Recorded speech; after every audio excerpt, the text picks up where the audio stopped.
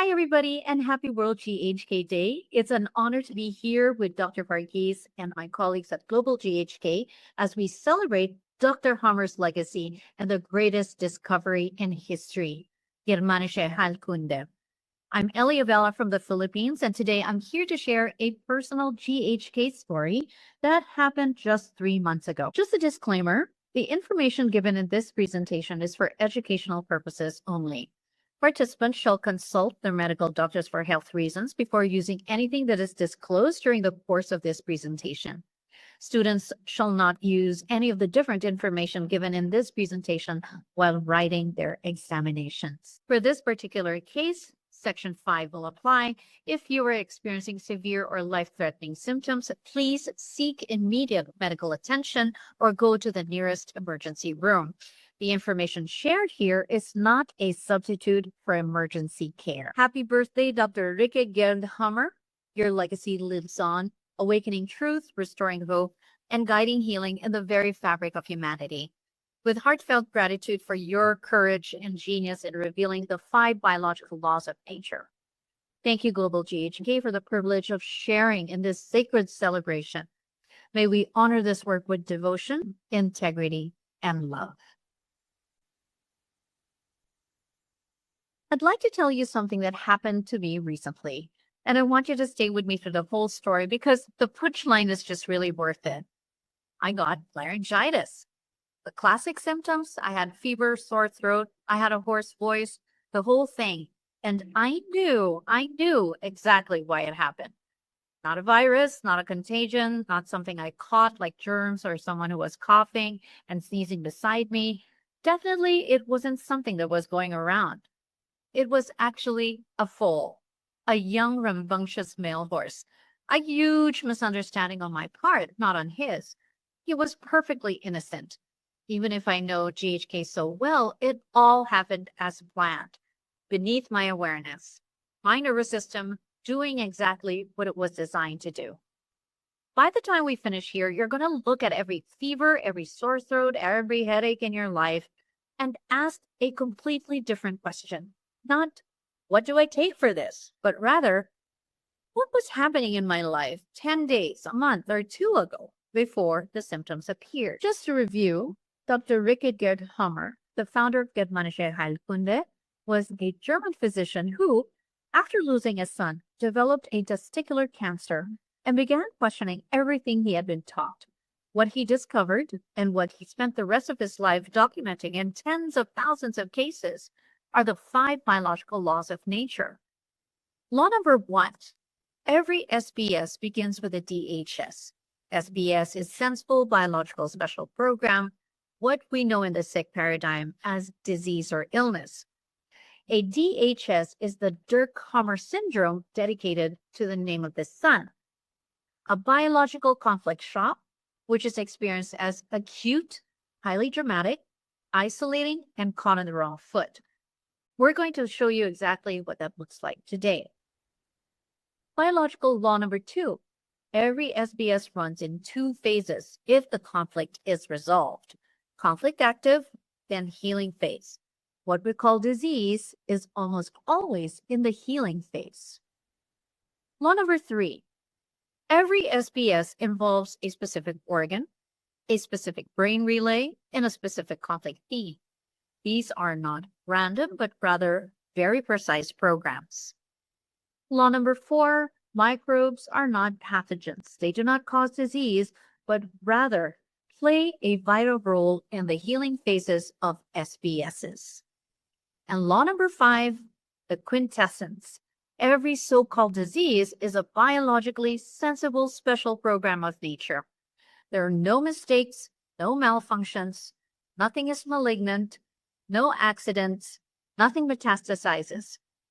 Your body doesn't make mistakes. Now let's get on to my case. So, here's a video of the poll. So I went to my very favorite horse farm. Beautiful day visiting one of my favorite places. It's a paddock with Peter. Hey, I'm starting to get fearful of this Journey. bull named Journey. Ah, there you go. GHF. Tita Mary, Here you can hear the fear in my voice, Magni. calling my aunt, not looking at me, and the horse's mom. Come on. Come on.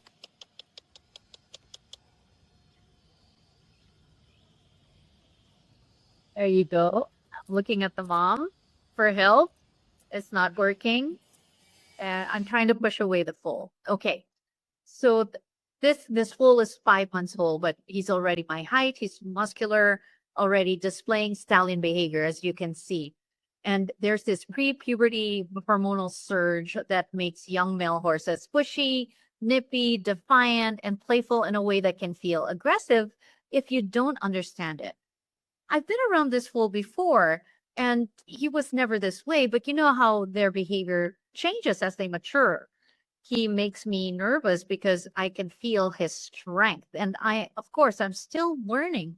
I'm still studying about horsemanship and herd behavior, and still a beginner and was not aware of this kind of behavior.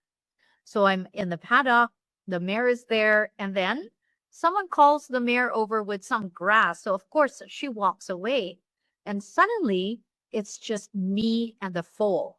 Now, usually the mare comes up to the foal and disciplines him, and the foal stops. But this time, the mom was distracted by grass by someone else, leaving me with the foal.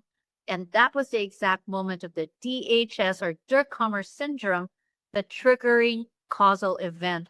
Right when the foal reared at me, I became really scared. Before I go further, I'd like to give you the framework. This is the first biological law of nature in Germanische Hunde, or GHK. Every sensible biological special program, or SBS, what we call in the sick paradigm as disease or illness, is triggered by a DHS, a Durkhammer syndrome, a biological conflict shock, or the triggering causal event. And for it to register as a real biological conflict, meaning it's not just stress, it's not just a bad day, not just irritation or anger, not just fear, it has to meet 4 very specific criteria. It has to be acute and highly dramatic. Though I saw the foal coming, I did not expect him to rear. It has to be unexpected. It comes from left field. It came out of nowhere. Of course, you can't protect yourself from what you don't see coming. And it has to be isolative. In the moment, you're completely alone with this thing. You're all alone. I called my aunt's attention, who was busy talking with the workers. And in my desperation, I actually called the foal's mom in my desperation, thinking that it might actually come. And of course, it has to catch you on the wrong foot or caught off guard. You genuinely do not know what to do. And at that moment, I was helpless and clueless. Should I run? Should I hide? Should I push? I just froze. All 4 at the same time. And that is when the body shifts into the sensible biological special program, which is a survival response. And watch, because you will really see that I need every single one of these. So the foal starts doing what foals do, pushing toward me, nipping, rearing a little playfully, doing what it wants to do to you, pushing boundaries. I'm alone in this paddock with him. That is my impression, that I'm alone. Even if there were people around, my aunt was there, the person feeding grass to the mom was there, but I perceived myself all alone with this foal. I screamed the mare's name. She's busy eating. I called for my aunt. She's too far, talking to the stable aunt. And I know that if I run, the foal will outrun me. So I froze. I felt isolated and caught off guard. I noticed that my heart was beating faster than usual. And I'll tell you why that matters in a moment, because in GHK, the racing heart is actually evidence of conflict activity happening in real time. I didn't notice my hands or feet get cold though. So I try to push him away and he doesn't move. I try to make myself bigger. I swing my arms up, which I found out later on was actually opposite of the message that I was trying to give him. For a foal, it's not actually threatening. It actually means, hey, let's play. And eventually I stomped my foot and I waved my hands forward, and he casually turned around, walked back to his mom like nothing. He wasn't scared of me at all. He didn't really get the message that I was scared. So it really was a gross misunderstanding on my part. Here is what I didn't know was happening in that moment. While I was standing there frozen, scared, heart pounding, beneath my awareness, my body was already responding. Now, if I were not in menopause, we could call this biological conflict in the larynx as a scare fright conflict. But if it were a first conflict, it would have landed in my bronchial mucosa and healed as bronchitis, since I am left-handed. Left-handers have the first conflict land in the opposite hemisphere. However, we need to note that I am 54 years old and have been in menopause since 49, pretty early due to a sexual frustration conflict, but that's another case study altogether.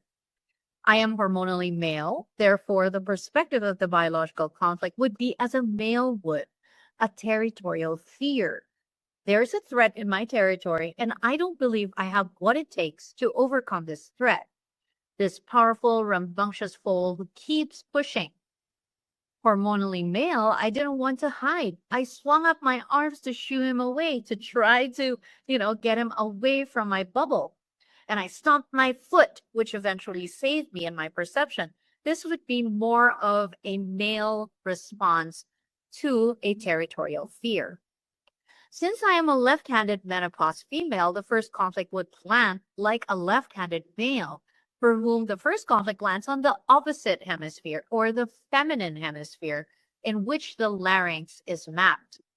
So the biological program is to ulcerate the tissue, widen the lumen of the larynx, and drain out the voice. Be silent. Because in nature, if something big is coming at you, the worst thing you can do is make a noise. My body thought I was in mortal danger. I didn't know it was a playful foal. It responded to what was perceived, not what was real. And it did exactly what millions of years of evolution programmed it to do. The silent gasp, the conflict activity, the larynx was beginning to change. And of course, I felt nothing. All I felt was my beating heart. And I kept thinking over and over and over about the conflict, which is also part of conflict activity. You're ruminating and finding ways to resolve this. And that is what the conflict active phase can feel like. You are functional, you're tense, you're thinking over and over. Some people don't notice this because it just comes naturally that you're thinking and thinking over and over. And of course, it depends on the degree or severity of the conflict, how deeply the conflict was perceived, or how long the conflict ran. So of course, ever since the DHS, I couldn't stop thinking of the event. I researched, I talked to my horse friends about it, I studied videos. I just kept ruminating about it, trying to find reasons or answers. Conflict activity indeed, which led me to seek an expert. So a few days later, I called my Liberty teacher in Germany and I told her what happened. And she said something that stopped me completely. She said, "Whole behavior up to the age of 2 is never disciplined by the herd. Never. They call it autoeducation. The foal is allowed to push, to play, to bite, to get hurt, to make mistakes, because that is how it develops its instincts, its movement, its understanding of the world. Every adult horse in the herd says yes to this behavior, always." He wasn't attacking me, though that's what I thought. He was playing with me. So I felt so stupid. And this is key. I felt so stupid and I felt like a bad friend.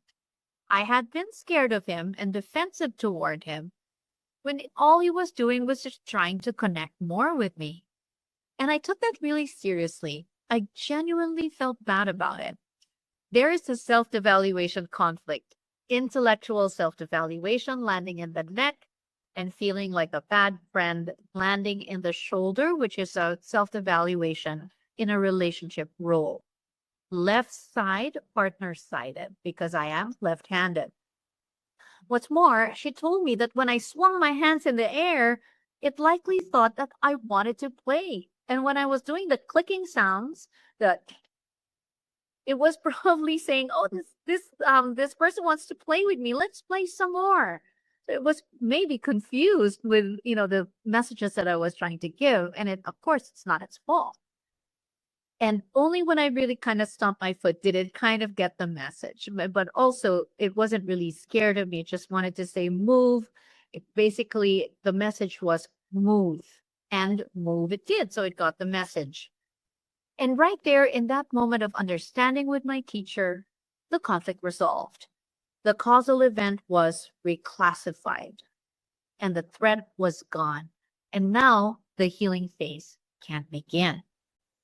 A few days after the conflict resolved, I got a debilitating headache, stiff neck, left shoulder pain, all on the left side. Now in GHK, symptoms involving the muscles or bones appear in the healing phase, not during the conflict itself. So the fact that I'm now feeling pain means that the conflict is already resolved and the body is repairing. The stiff neck and headache is the healing phase of an intellectual self-evaluation. The thought of, I felt so stupid. And the left shoulder, which is a relationship role self-evaluation. Am I a bad friend to this fool? So these started coming out in the healing phase. So why left? Because I am biologically left-handed. I have no living mother. I have no children. So my left side governs my partner's side. And all of my conflicts actually show up on the left side because I don't have a mother and I don't have a child. Left side is perfect and precise, and according to Kunde. So this is really the thing about GHK that still gets me every time. It is so precise. It's not vague. It's not approximate. It's precise. Every symptom has a specific biological address, a specific conflict theme, and a specific side of the body. You just cannot make up the laws of nature. Then about 3 days after the headache started, it was March 1st. Around 3 p.m., I felt it. It was like a switch flipped. In the morning, I was totally fine. The next moment, I had fever, a sore throat, I had chills, I had sleepiness, just like that, no warning. Healing symptoms are pain due to the swelling caused by the edema or fluid accumulation. I had difficulty swallowing as well, but I noticed not a lot of coughing. Now, with an inflammation, the condition is called laryngitis and is typically accompanied by fever, which I had.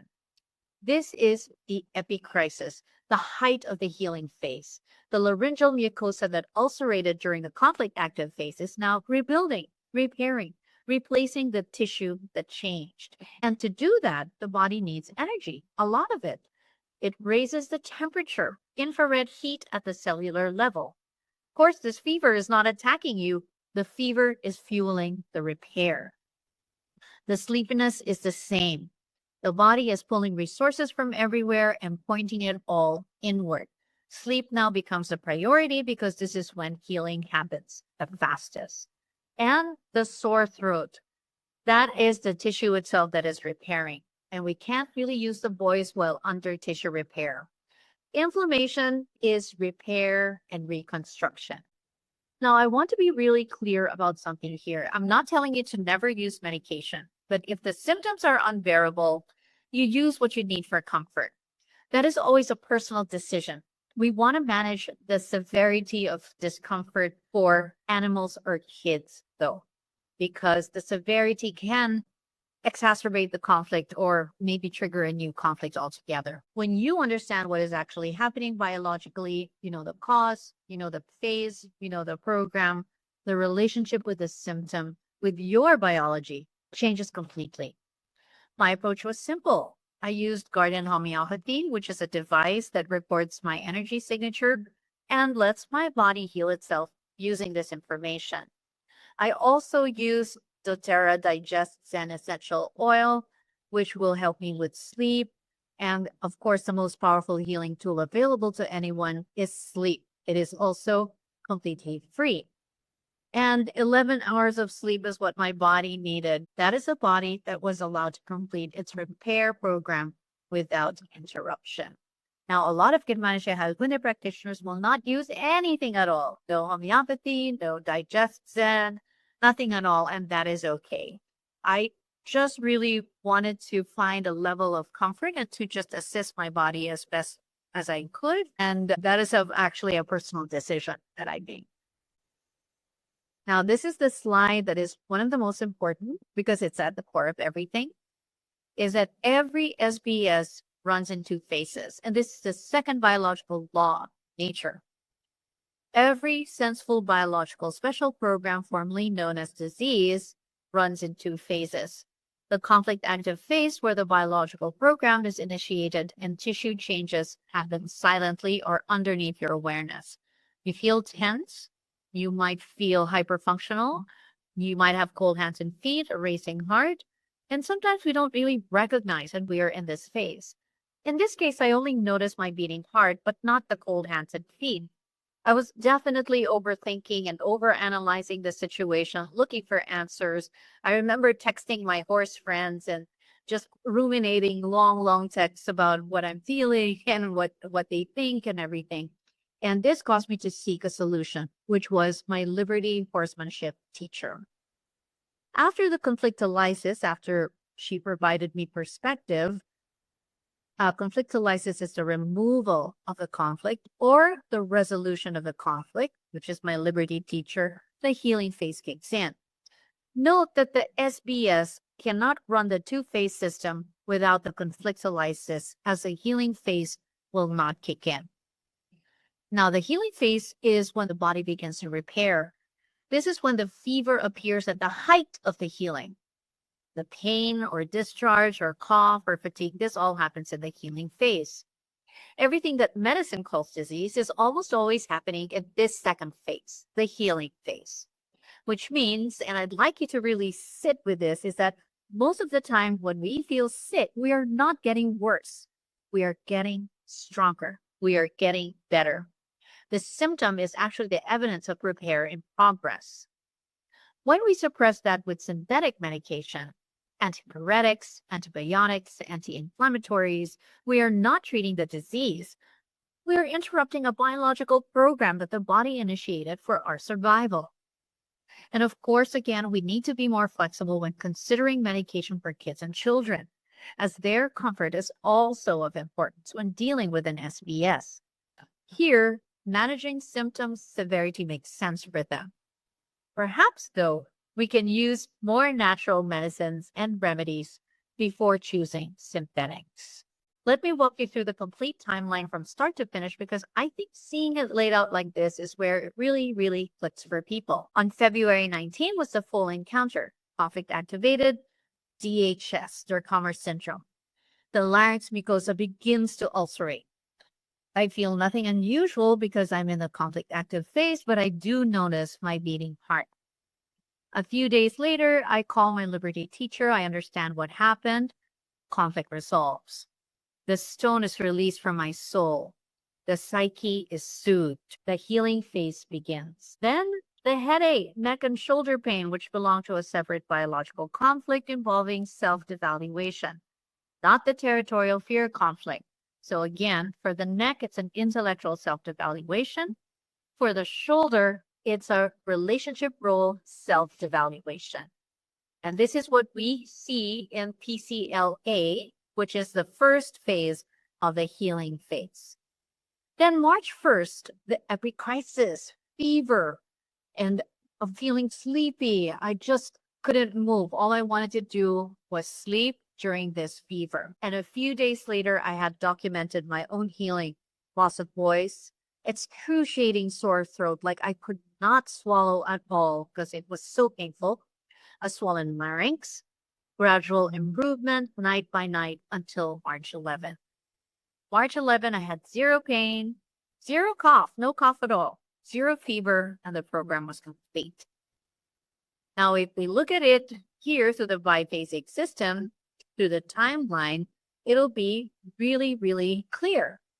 So again, we have the DHS with a full encounter. February 19, the full encounter, conflict activated, and I was ruminating, looking for solutions, which helped me find my teacher. conflict resolved, conflict was removed, conflictolysis, and now it can kick in to the second phase or the healing phase.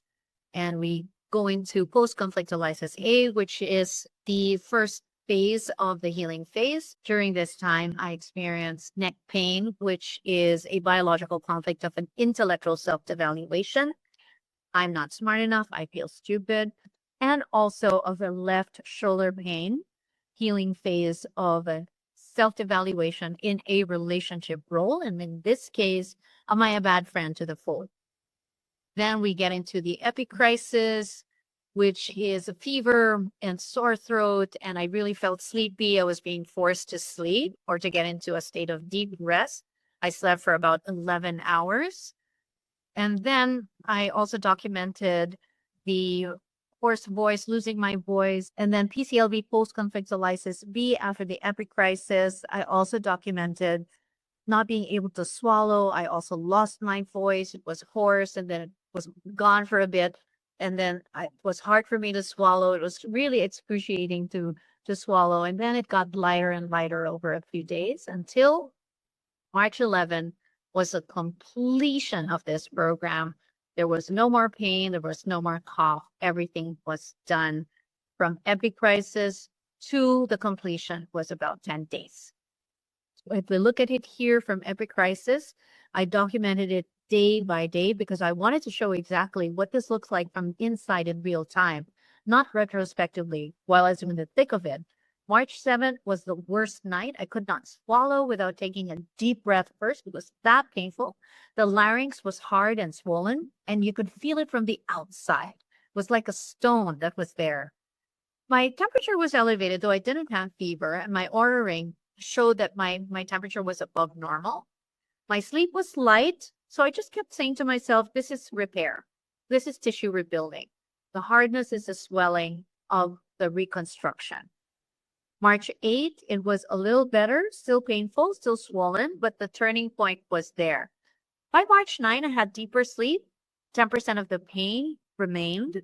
The larynx, noticeably softer. And I thought, here it comes. Maybe I'm going to get a cough. But I didn't get a cough. March 11, everything was done. Complete. No more pain. My voice was back. Everything was back. I noticed in this particular program, I didn't need a cough. I didn't have a cough. It was just short and sweet. I grew up being taught that when you get sick, your body is failing. Symptoms mean that you are malfunctioning, that fever is dangerous, that you need something external like a pill, a shot, or a prescription to fix what is broken inside you. But in GHK, it says something opposite. The fever is fuel for cellular repair. The laryngitis, it's the laryngeal mucosa completing its healing program. The symptom is not the problem, it is the solution already in progress. The difference between these two worldviews is not small. It is everything, because one makes you a victim of your own biology.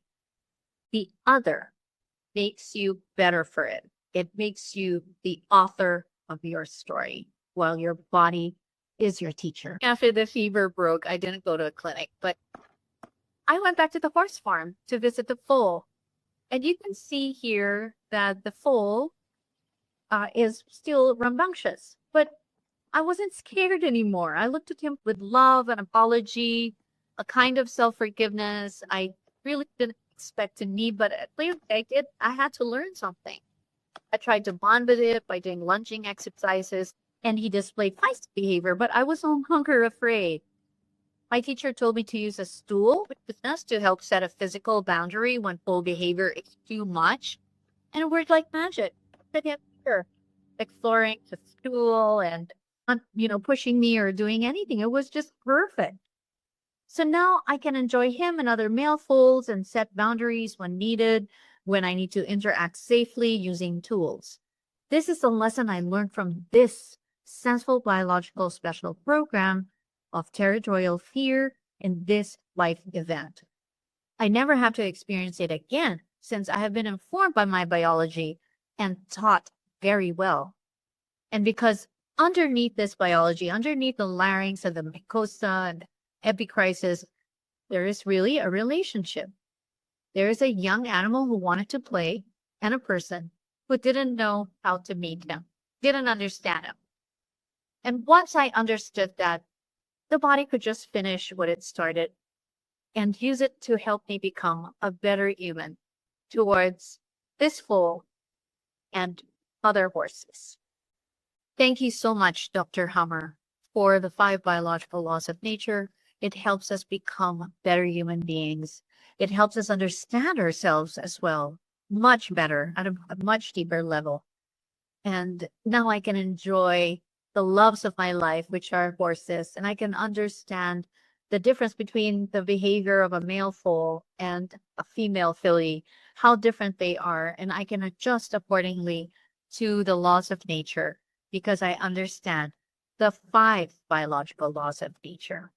Thank you so much for allowing me to present this wonderful case, and I hope that this has also educated you and inspired you to know thyself.